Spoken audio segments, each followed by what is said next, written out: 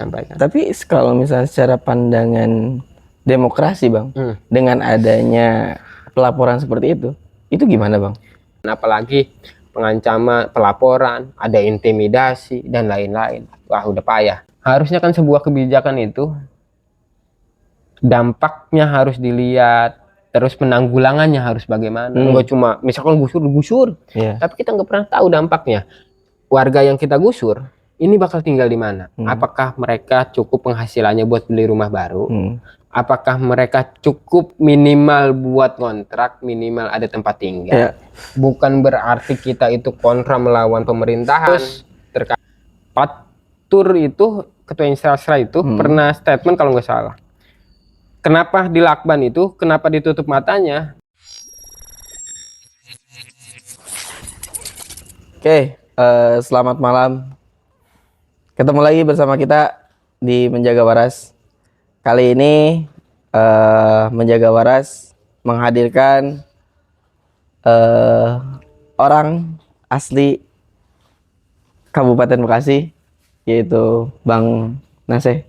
Selamat datang Bang di Menjaga Waras. Bagus. Iya.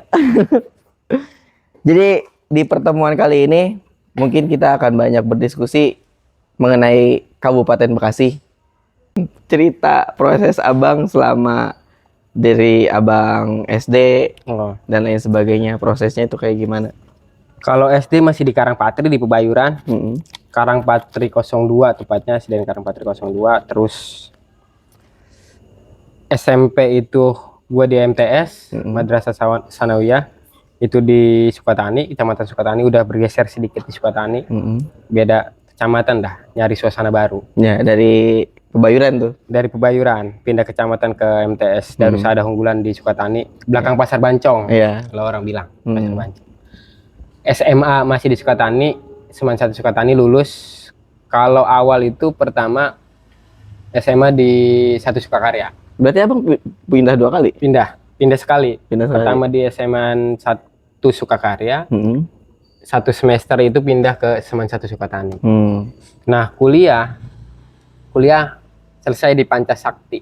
Universitas Pancasakti sekarang. Gitu. Karena dulu masih STKIP, pas alhamdulillah nih keberuntungan. Pas gua berproses terus akhirnya wisuda di Pancasakti itu udah berubah jadi universitas, jadi ijazah ya alhamdulillah Universitas Pancasakti. Berarti selesai S1 di Pancasakti Bekasi. Oke. Nah Bang, sebelumnya saya juga mau mendisklaimer dulu. Dikarenakan selama Menjaga Waras ini dimunculkan, narsum-narsum yang biasa saya hadirkan di sini itu adalah mahasiswa-mahasiswa yang masih aktif kuliah. Dan saya sekarang baru pertama nih menghadirkan mahasiswa yang udah lulus ataupun udah selesai S1-nya. Nah, boleh nggak Bang diceritakan juga nih Bang proses masa Abang ketika menjadi mahasiswa? Nah, gua pasca selesai sekolah itu 2011 ke pabrik. Karena dulu kan ya di kampung lah. Lihat tetangga, lihat temen itu kerja di pabrik dapat duit. Lagi masa sekolah kan wah, udah cita-citanya pengennya udah ke pabrik aja. Nggak mikirin tuh yang namanya kuliah. Nggak mikirin pengen kuliah apa ini itu gitu. Yang penting setelah sekolah ngelihat tetangga punya duit, ternyata di perjalanan akhirnya ada teman SMA lah, ada Dedi Ambariadi namanya, kuliah.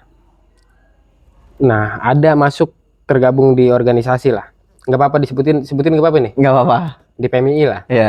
Karena temen nongkrong dari SMA, akhirnya dia masuk ke PMI. Kayaknya enak juga dah, asik juga. Kebetulan waktu kerja di pabrik itu selama 2 tahun Gus, ikut juga aktif di organisasi buruh di FSPMI. Waktu zaman 2011 kerja itu 2012 sampai mungkin 2013 atau 14 lah. Itu lagi zaman banyak aksi demonstrasi. Buruh. Nanti misalkan besok di PT ini kita ikut tuh karena satu organisasi. Dulu gua di FSPMI. Walaupun cuma baru ikut-ikutan karena belum ngerti sama sekali organisasi, tapi ada rasa kesenangan tuh. Ikut demonstrasi, banyak kenalan baru dan lain-lain, sampai ngeliat orang orasi itu kayaknya pengen deh gitu ikut orasi, diliatin banyak orang, kita ngomong dan lain-lain. Akhirnya ketika temen ikut PMI wah ini nih gitu organisasi nih, pengen belajar nih. Akhirnya ikut kuliah. Ikut kuliah dan lain-lain, masuklah PMII. Masuk PMII sampai di pengurusan cabang ya, pernah jadi kader, pernah jadi ketua komisariat di kampus, pernah jadi pengurus cabang juga. Satu periode itu 2018-2019 itu jadi pengurus cabang di advokasi. Wakil ketua 2 dah, bidang advokasi, eksternal dan advokasi. Ya sampai selesai lah alhamdulillah, walaupun jenjangnya cuma sampai pengurus cabang. Pasca itu lanjut lagi ke Ansor, masuk ke organisasi baru karena ya walaupun secara keorganisasian masih simpang siur terkait NU dan PMI, tapi embrio PMI kan lahir dari NU, makanya ya sejalur lah, makanya nyari yang sejalur ya masuknya Ansor gitu. Jadi ya sampai sekarang alhamdulillah jadi pengurus Ansor, sekarang di wakil sekretaris, ya masih aktif lah organisasi, belajar lah. Kalau tadi kata Bagus, ya mahasiswa aktif, mahasiswa yang nggak aktif, tapi kan belajar kan nggak harus jadi mahasiswa. Betul. Gue juga masih belajar lah sampai sekarang. Itu masih ya banyak hal kenapa harus terus berorganisasi itu ya, salah satunya banyak teman dah, banyak teman, banyak kenalan, relasi baru dan lain-lain. Terutama belajar lah, masih belajar sampai hari ini. Sampai hari ini. Alhamdulillah gue tuh kenapa cocok kayaknya berPMI beransor. Ini menurut gue. Gue itu lahir di lingkungan NU kultural, nggak kenal tuh namanya struktural. Dan alhamdulillah dibesarkan di NU struktural, jadi PMI lah, di Ansor lah. Jadi ya berkesinambungan, jadi nyaman-nyaman aja sampai sekarang aktif di Ansor, masih jadi pengurusan gitu, masih belajar lah. Intinya begitu. Berarti proses abang bisa menjadi mahasiswa itu dikarenakan ketertarikan oleh teman. Iya. Karena teman abang masuk ke organisasi. Iya.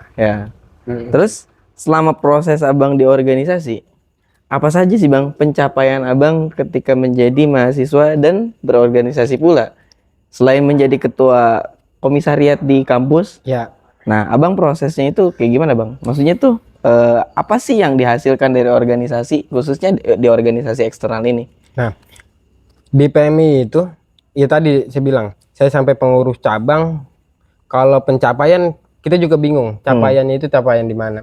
Ya, yang pertama tentu kalau ngomongin manfaat ya, manfaatnya ya banyak relasi, banyak kenalan, banyak pengetahuan baru, itu yang udah pasti.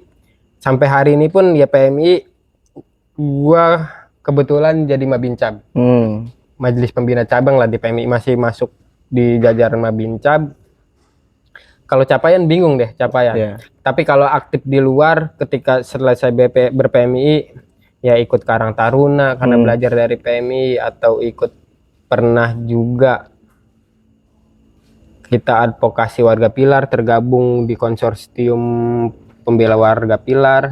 Terus juga pernah jadi sekretaris Persikasi Pens, di gerakan teman-teman sepak bola. Banyak teman, banyak hal lah yang dapat PMI akhirnya bisa dimanfaatkan atau ditularkan di organisasi lain atau di tempat-tempat lain.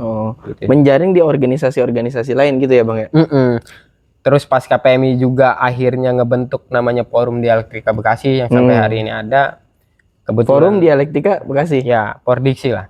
Pordiksi. Pordiksi itu ya jadi sebagai forum aja, sebagai forum buat kebanyakan sih ngangkat isu-isu sosial. Misalkan ada isu apa Kabupaten Bekasi, banyak hal atau advokasi terkait apa. Nah di forum itu ya banyak juga lah anggotanya, teman-teman yang pasca berPMI, teman-teman yang dari mana-mana gitu, dari kenalan-kenalan, akhirnya tergabung di situ, bareng-bareng belajar, bareng-bareng diskusi, makanya namanya Forum Dialektika Bekasi. Nah hasil dari diskusi itu kadang kita salurin ke lewat media, misalnya hasil diskusinya, hasil kajian teman-teman, hasil litigasi dan lain-lain gitu. Jadi ruang lah, jadi ruang diskusi gitu. Itu buah dari hasil proses di PMI hingga ini abang berlanjut ke mana-mana dan punya Pordiksi ini? Ya bukan punya lah, aktif di Pordiksi lah. Aktif di Pordiksi sebagai penggerak. Nah sebetulnya Pordiksi ini punyanya siapa bang? Dan tujuannya adanya Pordiksi ini di Kabupaten Bekasi buat apa? Nah kalau masalah punya kita juga bingung. Iya. Gitu. Jadi ya punya bersama aja Oh iya. sebagai forum. Ah. Nah, Pordiksi itu bagian dari ruang aktualisasi, ruang eksistensi di Pordiksi itu. Jadi yang tadi saya bilang, kita ada grup misalkan WhatsApp atau kita pertemuan lah, kopdar. Nah, kita diskusi tuh, ngobrol. Misalkan ada permasalahan apa, kita ngobrol di situ. Nah, hasil dari obrolan itu, hasil teman-teman, pemikiran teman-teman, baru kita tuangkan lewat media, misalkan kita statement dan lain-lain terkait permasalahan yang ada di Kabupaten Bekasi. Jadi kalau punya ya sih enggak. Kalau emang mendirikan ya salah satunya saya mendirikan, dan yang aktif lah di Pordiksi. Jadi ruang aja, ruang aktualisasi teman-teman. Tapi secara pendiri abang sebagai pendiri. Iya. Pordiksi. Banyak hal diskusi Kabupaten Bekasi. Iya, ya misalkan ada permasalahan apa yang ada di Kabupaten Bekasi, ya kita diskusi di situ. Hasilnya, hasil pemikiran dari berbagai macam latar belakang, berbagai macam kepala, ya di situ tertumpah. Akhirnya ada satu kesimpulan, ya kita bikin kesimpulan, akhirnya kita rilis media kadang-kadang gitu, atau kita bikin pelaporan dan lain-lain. Gitu. Nah, tapi saya jadi penasaran Bang dengan Pordiksi ini. Dari beberapa proses yang abang lakuin, dari organisasi-organisasi, kayaknya semua organisasi sama aja. Sama aja, semuanya ngomongin berkaitan dengan proses di organisasi tersebut dan ngebangun jaringan juga. Cuman adanya Pordiksi ini menjadi poin yang menurut saya agak perlu dikulik juga nih sama saya nih. Nah, maksud saya gini, Pordiksi ini kan ngomongin masalah Kabupaten Bekasi juga ya Bang? Isu-isu sosial dan lain sebagainya. Nah, apa saja sih yang udah abang tempuh dari kajiannya, diskusinya gitu? Maksudnya isu apa saja nih Bang? Yang terakhir yang terakhir itu banyak lah. Tapi yang terakhir itu terkait Pasar Induk Cibitung. Pasar Induk Cibitung. Ya, terkait proses yang hari ini di pihak ketiga kan, terkait proses administrasi perjanjian dan lain-lain. Itu ada di media sebenarnya.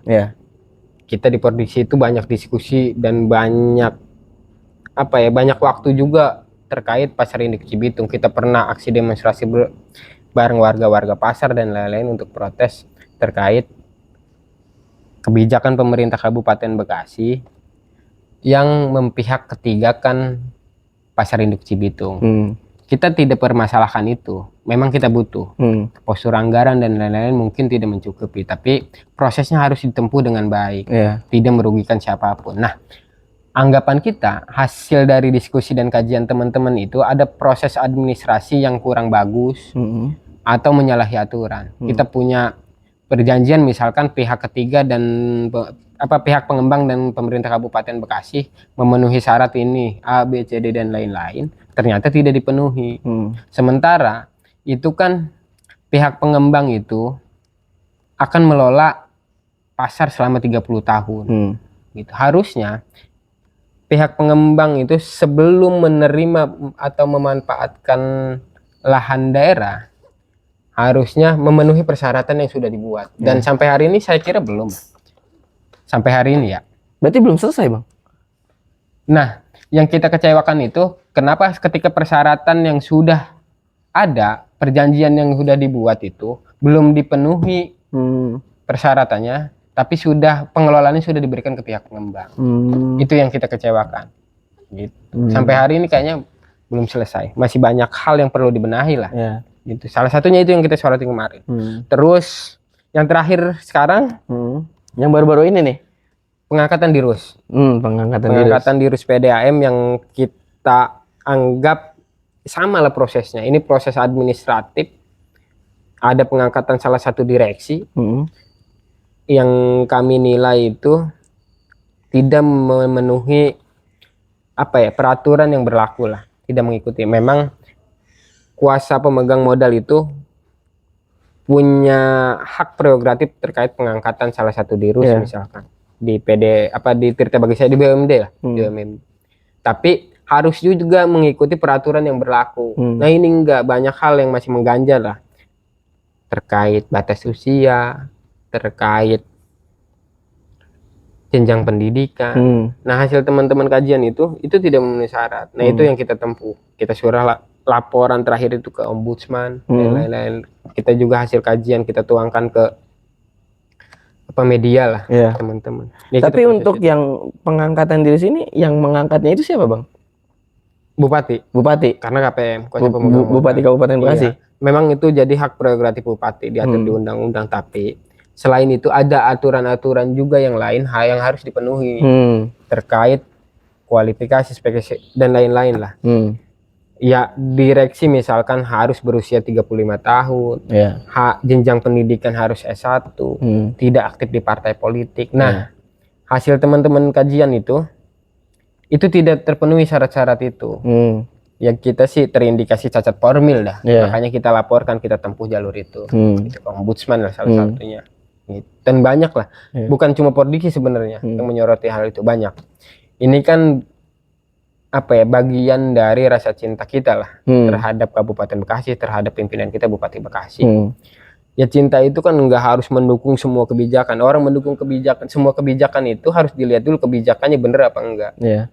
Menegur, mengkritik itu kan bentuk dari dukungan juga. Kalau salah kenapa kita? Kalau kita memang cinta benar-benar mendukung bupati misalkan, mendukung bupati. Kalau bupati salah ya diperingatkan, bukan malah didukung atas kesalahannya. Betul. Nah kalau misalnya kita ngedukung atas kesalahan ya sama aja ngejatuhin juga kan? Betul. Ya walaupun ini masih indikasi, tapi ya hasil kajian kita lah di Pordiksi, kita meyakini itu sebuah kesalahan. Makanya kita bersuara. Gitu. Bukan berarti tidak suka secara tendensi pribadi ke bupati, enggak. Gitu, enggak ada. Ini kan kita bicara administrasi. Ya tadi yang saya bilang, kalau kita memang mendukung pemerintahan, mendukung Bupati Bekasi misalkan, ya bukan berarti mendukung semua apapun yang dilakukan, kebijakan yang dilakukan. Kalau kita salah, kalau emang kita menganggap salah, ya kita katakan salah. Itu bagian dari mendukung. Kalau menurut pribadi saya, enggak, ya kita nggak tahu lah. Pandangan orang lain ya. Pandangan yang lain mendukung, cara mendukung itu bagaimana kita nggak pernah tahu. Iya, siap. Sampai ngerokok kali bang. Nah, kayak udah lumayan. Udah lumayan panas ini. Emang kalau udah ngomongin ke arah sana saya agak bukan panas, emang tensinya lagi naik. Permasalahan yang akhir banyak yang nyorotin. Akhirnya terpecah menjadi bukan pro dan kontra ya.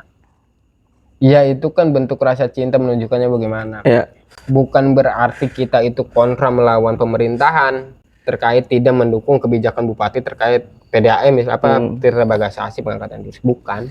Soalnya saya juga ngelihatnya itu agak sedikit kayaknya lumayan viral gitu bang kalau ngelihat dari media sosial itu dengan kejadian ini gitu. Di antaranya kan saya ngelihat dari berita-berita yang tersebar di media sosial juga ternyata bukan hanya pelaporan dari teman-teman Pordiksi doang, dan ternyata juga ada yang melaporkan juga, gitu. Ada yang melaporkan dari entah itu oknum mana gitu kan, entah itu oknum mana melaporkan dari kejadian yang dilakukan oleh kawan-kawan Pordiksi, entah dari apanya gitu. Saya juga jadi bingung nih, itu gimana bang sampai adanya kejadian yang dilaporin tuh? Nah, emang ada beberapa sudut pandang terkait pelaporan ya. Yang pertama itu terkait kita yang kontra atas keputusan bupati. Banyak teman-teman juga melaporkan kalau Pordiksi kan ke ombudsman, ada beberapa teman-teman juga melaporkan ke kejaksaan. Terus mungkin katanya memang ada yang termasuk kita juga ingin menempuh jalur di Petun. Banyaklah pelaporan, termasuk ada juga pelaporan ke kepolisian terkait yang kemarin viral itu terkait Inkastra.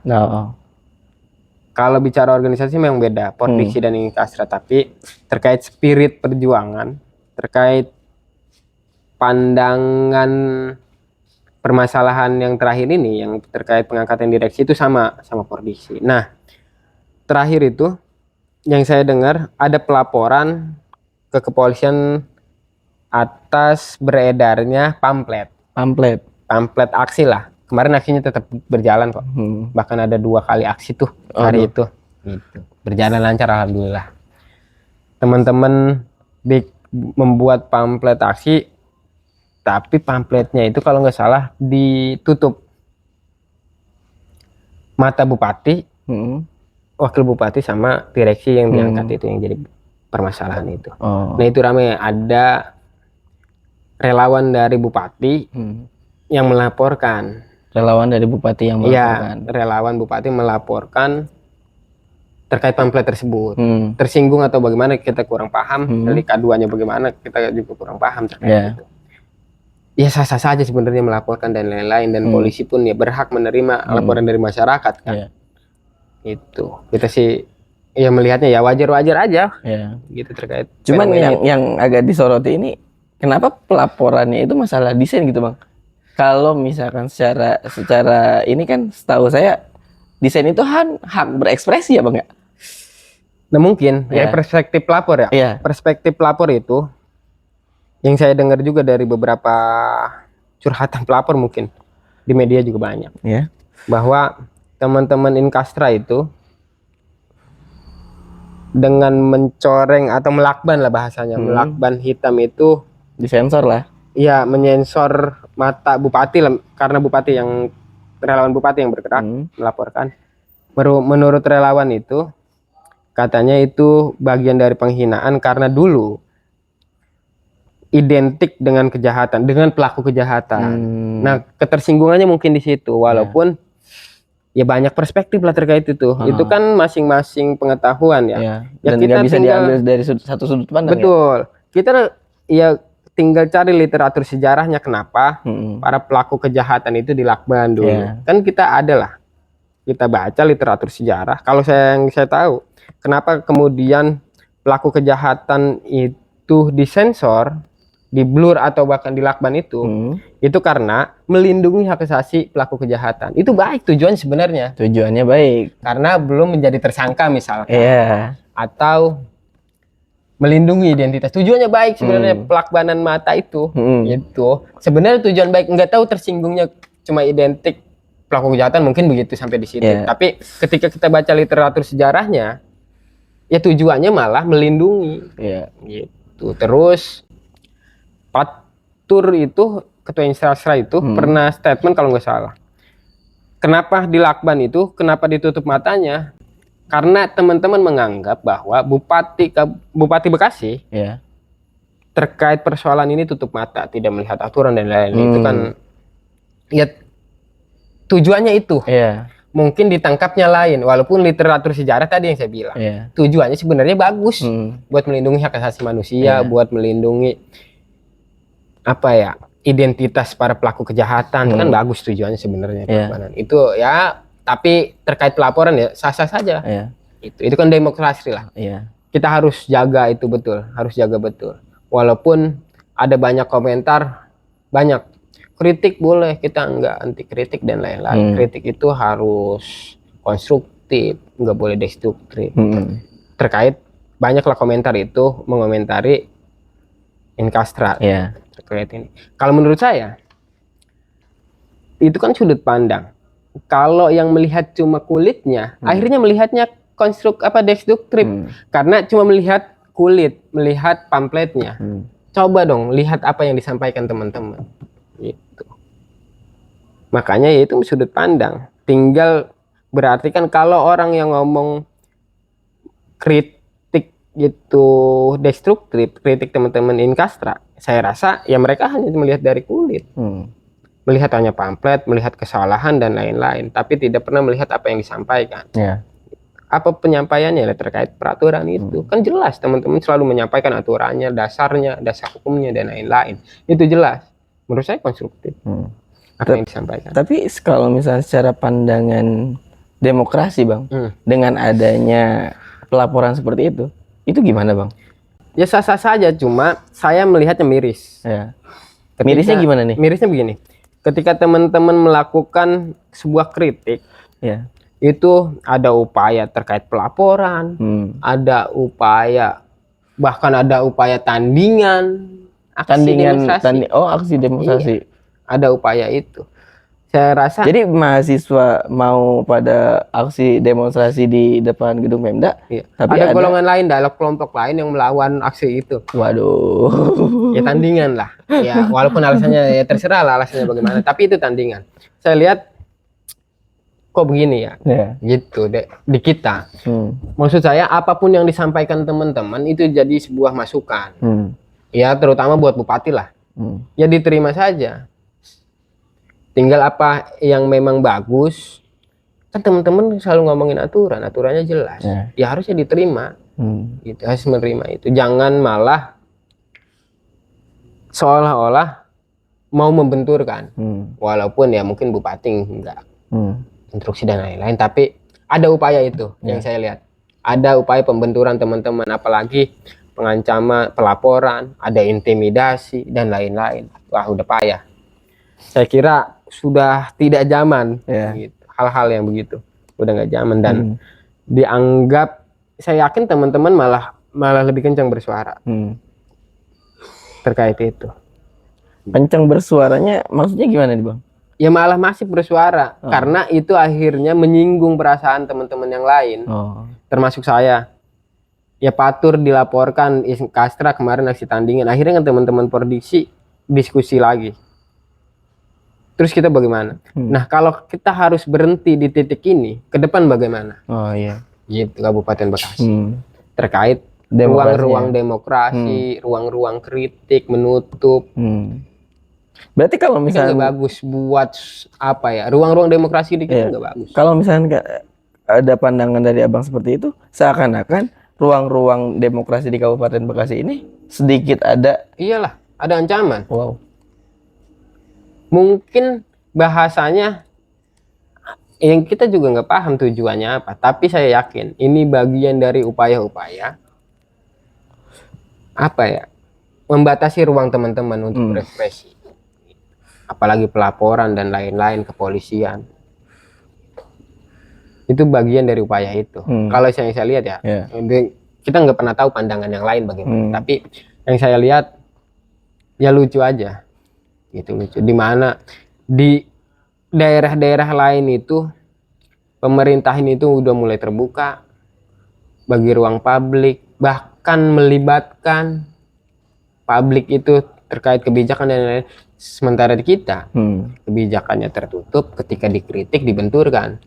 Ini kan lucu, ngomongin kemajuan dan lain-lain, mana gitu kan, nggak apa ya, lucu aja lah di kita gitu. Walaupun ya mungkin yang lain punya pandangan lain, silahkan gitu. Tapi kalau misalkan kayak gitu, saya ngebacanya dari bahasa yang Abang sampaikan itu, berarti Kabupaten Bekasi ini agak sedikit adanya ketertinggalan dong Bang. Iyalah, mundur bisa. Kok bisa mundur? Harusnya ruang-ruang kritik itu malah disediakan. Kalau misalkan pemimpinnya terbuka, pemerintahannya, jangan hanya pemimpin, pemerintahnya terbuka, dibuka ruang-ruang kritik itu. Yang penting dibatasi. Di ruang-ruang politik, ruang-ruang kritik itu dibuka, yang tadi konstruktif ya diambil, yang destruktif ya udah tinggalin. Jangan bahasanya ya harus konstruktif, nggak boleh destruktif. Kan konstruktif atau destruktif masing-masing ininya Gus, masing-masing pandangannya. Berarti contoh sederhananya yang lagi kemarin sempat viral juga tuh kan Gubernur Jawa Barat kita yang menampung beberapa warga untuk mengkritik gubernur. Iyalah, itu bagus ruang-ruang itu, ruang diskusi itu bagus. Ya tinggal dibuka diskusi secara umum, misalkan kita punya kebijakan ini, pemerintah membuka diskusi secara umum, siapapun boleh bersuara. Sampai kebijakan ini ketika diputuskan, itu hasil bersama. Dan tidak ada lagi bahasa ketika teman-teman nggak sepakat, sangkain nggak mendukung laju pemerintahan, pembangunan yang mana. Gitu. Bukan berarti teman-teman bersuara mengkritik sebuah kebijakan itu menghalangi pembangunan, enggak. Tapi ini ngeri banget ya Bang ya, kalau misalkan demokrasi kita di Kabupaten. Iya kan dianggapnya begitu, setiap yang bersuara yang tidak sepakat atas kebijakan pemerintah, seolah-olah kita mengacaukan suasana politik, mengacaukan menghambat pembangunan, kan seolah-olah dikemas begitu. Ya tinggal dilihat orasi-orasi kemarin, kan kesannya begitu. Nah ini kan lucu, itu teman-teman itu mengkritik juga punya dasar, punya landasan, kecuali kita ngomong tidak tanpa landasan. Ya boleh, silakan diabaikan, tapi kita ada landasannya kok kritik. Tapi selama proses dari perjalanan Inkastra dengan Pordiksi ngedorong pemerintahan Kabupaten Bekasi ini, langkahnya udah sampai mana Bang? Udah sampai titik mana nih prosesnya terkait terkait kebijakan yang terakhir. iya.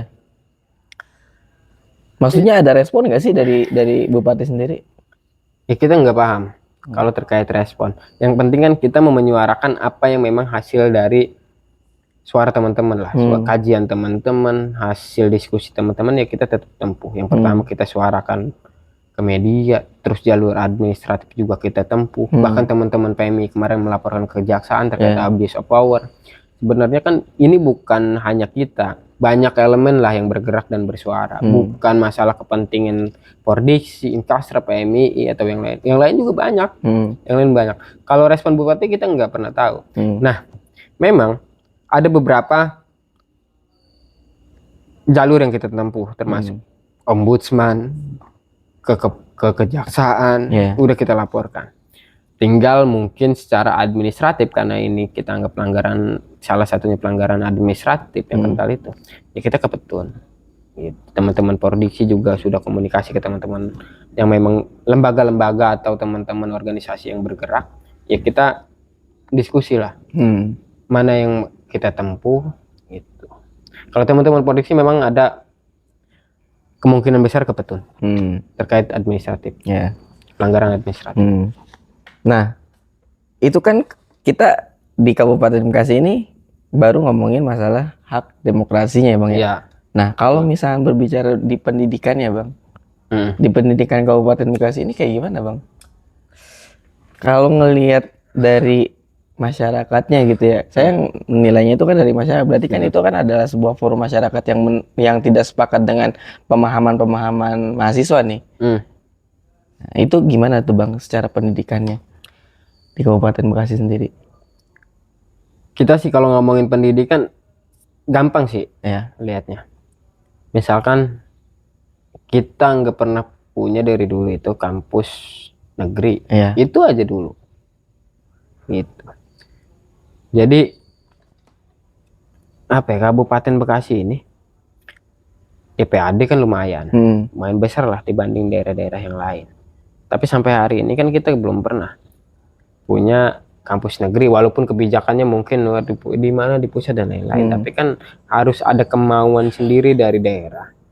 Bagaimana budaya pendidikan itu harus berkembang. Salah satunya yaitu harus ada kampus negeri di Kabupaten Bekasi.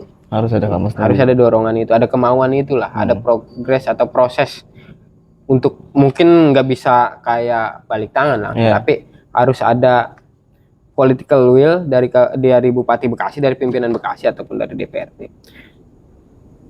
Kebijakan politik yang memang bermuara pada kemajuan pendidikan di Kabupaten Bekasi, salah satunya itu. Karena banyak, kalau ngomongin kekurangan banyak. Ngomongin pendidikan dan lain, bukan apa ya, carut marut. Dunia pendidikan kan kita tahu sendiri lah, PPDB dan lain-lain, penerimaan itu banyak. Tapi yang terlihat aja, salah satunya itu faktornya. Kita tidak punya kampus negeri. Gitu. Itu kan salah satu simbol lah. Salah satu simbol kalau ngomongin pendidikan gitu. Ya. Banyak permasalahan di Kabupaten, belum penggusuran gitu. Bupati belum 100 hari kerja, terkait penggusuran juga kita bingung kan. Jadi terkesan kebijakan terkait bangunan liar penindakan bangunan liar itu terburu-buru sampai kita nggak tahu solusinya apa. Coba kita bayangin aja, cuma kita harus ngomong nih terkait bangunan liar yang ditindak, terkait penggusuran dan lain, kita sepakat. Kita sepakati itu, aku yakin sepakat, cuma harus ada solusi dari pemerintah Kabupaten Bekasi terkait korban-korban gusuran yang kena terdampak lah, korban-korban terdampak. Memang mereka salah menempati bangunan-bangunan liar tidak berizin, itu salah. Tapi dari segi kemanusiaan kita juga harus lihat kemana kemudian mereka tinggal. Benar. Kan nggak semuanya punya duit misalnya buat kontrak minimal. Kan kita nggak pernah tahu, dan banyak korbannya gitu. Harusnya kan sebuah kebijakan itu dampaknya harus dilihat, terus penanggulangannya harus bagaimana. Nggak cuma misalkan gusur, tapi kita nggak pernah tahu dampaknya. Warga yang kita gusur ini bakal tinggal di mana? Apakah mereka cukup penghasilannya buat beli rumah baru? Apakah mereka cukup minimal buat kontrak, minimal ada tempat tinggal? Itu kan harus diperhitungkan juga. Jangan tiba-tiba menggusur tanpa solusi pemerintah. Iya, mereka salah secara hukum, secara aturan mereka salah. Tapi secara kemanusiaan, ya bukankah tanggung jawab masyarakat itu ada di pemerintahan di Kabupaten Bekasi? Kan kita nggak pernah tahu, misalkan dampak sosialnya ketika banyak penggusuran, banyak orang nggak punya tempat tinggal, malah tidur di luar, kejahatan bertambah. Kita kan nggak pernah tahu. Dampak-dampak itu coba dipikirin dulu kalau ada kebijakan. Kebijakannya bagus. Oke, dah buat penataan kota, misalkan banjir, penanggulangan banjir bagus. Cuma dampak sosialnya dilihat juga. Dari sisi kemanusiaannya, dari sisi lingkungan dan lain-lain. Bagaimana dampaknya? Tapi bukannya prosesnya udah ada ya Bang ya? Proses apa? Proses untuk kayak, masa iya sih pihak pemerintah asal gusur-gusur aja, pasti udah ada disiapin mungkin kan? Ini kan dampak dari kebijakan gubernur Jawa Barat. Kabupaten Bekasi melanjutkan. Berarti kan ini kebijakan gubernur. Kebijakan gubernur yang diteruskan oleh bupati. Teruskan bupati ikut-ikutan. Gitu. Nggak pernah. Ya mungkin dipikirkan, saya nggak tahu dah. Tapi sejauh ini apa solusinya kita nggak pernah tahu bagi masyarakat yang udah tergusur. Itu. Dikarenakan apa nih? Perencanaannya yang berarti yang kurang. Ada nggak dalam program 100 hari kerja misalkan Bupati Bekasi? Kalau misalkan masuk dalam 100 hari kerja, program 100 hari kerja Bupati Bekasi, berarti ada di visi misi. Coba dilihat aja visi misinya, ada nggak terkait penertiban bangunan liar? Ada enggak? Kayaknya nggak ada ya. Saya juga kurang. Kalau misalkan nggak ada lah, berarti kan itu bukan prioritas utama. Dan tidak pernah dipikirkan dampaknya bagaimana. Iya benar. Terus, bagaimana solusinya gitu, pemerintah harus itu. Ya kita paham lah, itu memang melanggar aturan. Cuma ya secara kemanusiaan, secara sosial bagaimana dampaknya kita harus pikirkan juga. Enggak semua warga gusuran itu punya duit kan. Iya benar. Gitu. Enggak semua warga, benar. Kalau punya duit mungkin dia nggak tinggal di tanah negara. Logikanya di Mekarta mungkin. Iya. Mungkin itu Gus. Ya banyak hal yang harus. Ya seneng juga ada ruang-ruang menjaga waras. Ruang-ruang kan kita harus banyak juga ruang-ruang aktualisasi buat teman-teman, menyuarakan pendapat, menyuarakan kritik pemerintah ke Bupati Bekasi, misalkan kebijakan ya, tidak ada. Saya yakin teman-teman nggak ada urusan pribadi atau tendensi pribadi ke Bupati, nggak ada sih ke pemerintahan. Ngapain juga gitu kan? Iya ngapain juga, kenal juga. Kita kenal. Iya. Bupati kenal juga nggak? Gitu. Maksudnya ya kalaupun harus berharap ya ke pemerintah, ke Bupati Bekasi, apapun yang disampaikan teman-teman ya dibuka ruang-ruang kritik itu, hak penerimaan gitu, kelegowoan pemimpin kan dilihat dari situ. Iya maksudnya yang dengan adanya kasus yang kemarin juga kan itu juga menjadi lampu kuning juga kan untuk teman-teman. Dikhawatirkannya menjadi lampu kuning juga kan Bang. Dalam arti nanti gimana kalau misalnya teman-teman punya aspirasi untuk menyampaikan ke pemerintahan gitu? Ya di satu sisi memang kita kecewa lah terkait respon itu.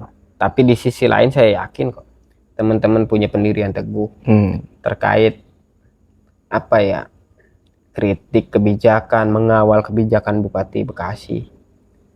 Saya yakin nggak bakal mengurangi semangat teman-teman, walaupun ya kita agak kecewa aja, rada miris melihatnya. Walaupun mungkin ya di kubu yang lain menganggap ya benar yang dilakukan, ya silahkan saja. Tapi kalau bagi pandangan saya cukup miris. Kondisi hari ini miris terkait demokrasi di kita lah. Gitu. Harapannya ke depan ya Bupati lebih terbuka lah terkait kritik, kebijakan dan lain-lain. Iya jangan terlalu menutup gitu ya. Iya, ya mungkin bupatinya enggak atau bagaimana, kita juga paham kan. Yang penting apapun yang disampaikan teman-teman itu kan ya sebuah kebaikan. Betul. Gitu. Kan tinggal dilihat dasarnya juga jelas kok. Gitu. Makanya ya Siap. nikmati aja kondisi ini Gus. Walaupun sedikit kecewa ya, tapi saya yakin kok teman-teman nggak bakal mengendor loh semangatnya. Iyalah, kalau berbicara semangat sebagai mahasiswa pasti tetap kuat di ranah-ranah ke sana. Iya. Di ranah-ranah menyikapi kebijakan-kebijakan pemerintah khususnya. Iya. Kalaupun ada kerikil-kerikil ya itu resiko dari perjuangan lah Nah, teman-teman. betul. Itu dianggap sebagai resiko perjuangan. Ya perjuangan, perjalanan dan lain-lain. Ya itu resiko lah. Tapi ya saya juga berharap selain ke pemerintahan tadi biar lebih terbuka ya ke teman-teman juga, ke teman-teman mahasiswa. Ya jangan kendor juga semangatnya gitu. Tapi kalau saya mau narik ke belakang lagi Bang, posisinya Abang sekarang sudah lulus dari mahasiswa ataupun sudah S1 lah. Nah, melihat mahasiswa khususnya mahasiswa Kabupaten Bekasi, sebelum kita keluar dari mahasiswa Kabupaten Bekasi, tapi saya pengen dikhususkan dulu di mahasiswa Kabupaten Bekasi. Nah, gimana sih Bang pandangan Abang terhadap mahasiswa Kabupaten Bekasi? Sering banyak jadi diskusi juga guys terkait ya saya di eksternal lah. Zaman ya, kemajuan zaman itu banyak akhirnya minat teman-teman mahasiswa khususnya itu berkurang ke organisasi karena sekarang itu kita bukan dituntut ya, dipaksa jadi individual lah. Terus mungkin di organisasi kemahasiswanya juga tidak bertransformasi mengikuti zaman. Misalkan kebutuhan teman-teman apa, hari ini kan kebutuhan, dulu teman-teman itu kan ya pengetahuannya cuma lewat baca. Jadi banyak diskusi, banyak baca dan lain melalui buku misalkan konvensional lah, baca buku dan lain diskusi secara langsung. Kan sekarang ada kemajuan zaman, medsos sudah lebih bagus, akses teman-teman secara keilmuan itu lebih gampang aksesnya. Terus medsos misalkan teman-teman nggak perlu kerja dan lain-lain, ya medsos aja, lewat medsos, lewat YouTube, penghasilan dan lain-lain. Akhirnya yang dibutuhkan teman-teman sekarang itu soft skill kan.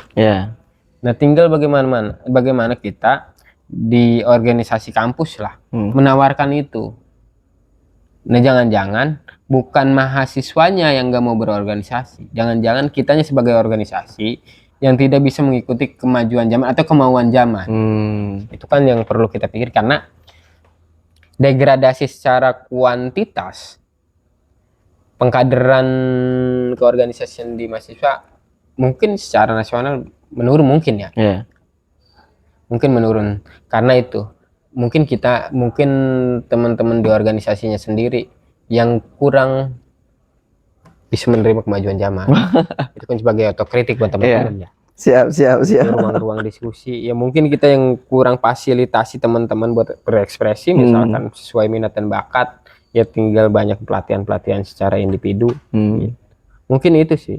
Tapi kalau misalkan saya mau agak sedikit dalamin Bang pertanyaannya, kalau menurut Abang organisasi kampus ini masih relevan gak sih? Dengan adanya organisasi kampus itu masih relevan gak sih untuk di zaman sekarang?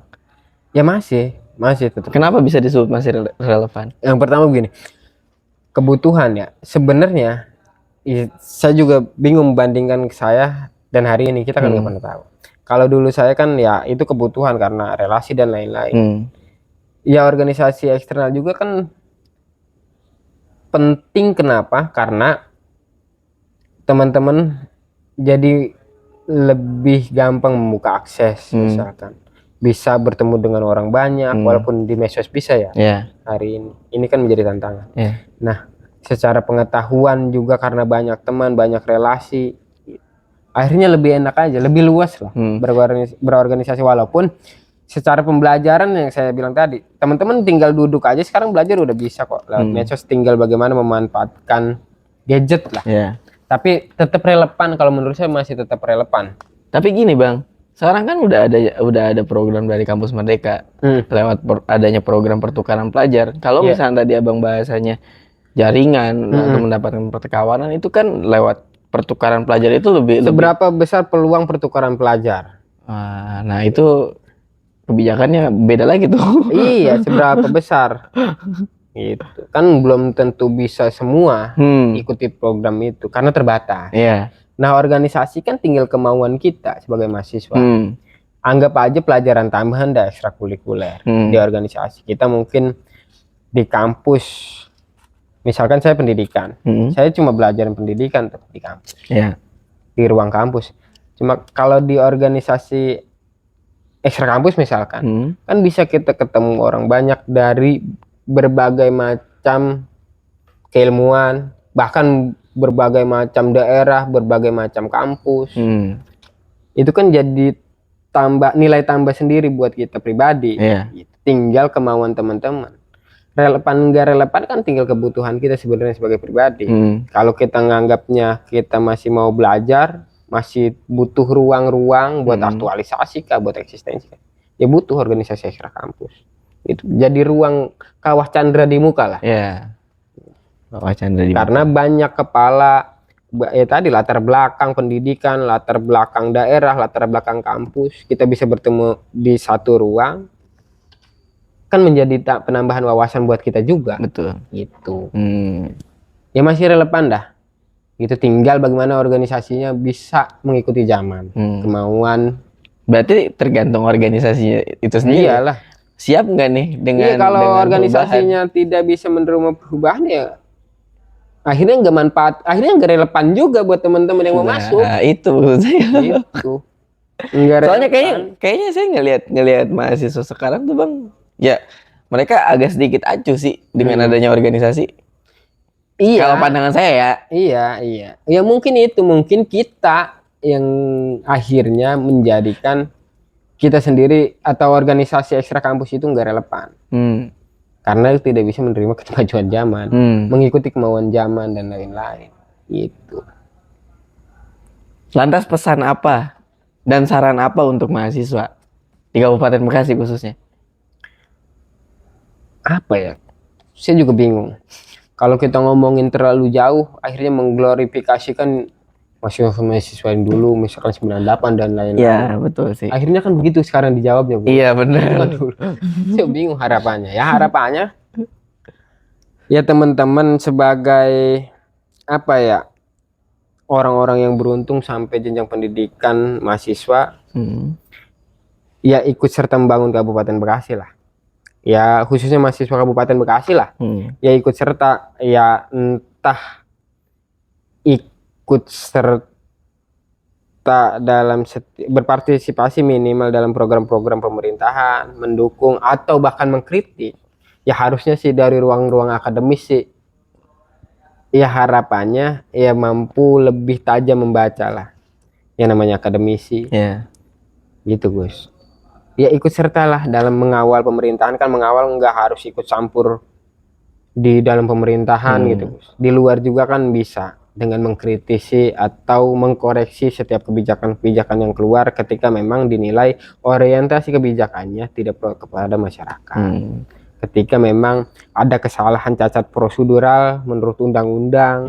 Gitu. Karena kita yakini kita orang yang percaya proses. Ketika sebuah kebijakan diawali dengan proses yang baik, hasilnya juga baik. Tapi sebaliknya, ketika proses itu kurang bagus, hasilnya juga kemungkinan kurang bagus.